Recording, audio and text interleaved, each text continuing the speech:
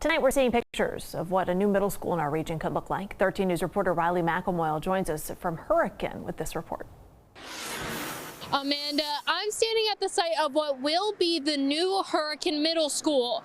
Right now, designs are in the works and land and traffic surveys are being conducted. Earlier this year, residents were shown these renderings for the new school, which is set to be built right next to the high school. Currently, the designs have been submitted to the school board authority and will proceed with next steps after they receive feedback. The new school looks to offer a separate pickup and drop-off area, a safe school entrance, and more space to house students. One parent I spoke to said that these things will help fix some of the issues present at the current school building and provide opportunities for the next generation. For the kids, like my daughter will be in high school probably by the time they open the doors for this, but there are kids behind her. My wife teaches second grade, so those kids can go into a brand new middle school, cleaner, safer, the newest technology, be I think a much easier transition for all of them. Yeah. The design phase is expected to continue until the end of February.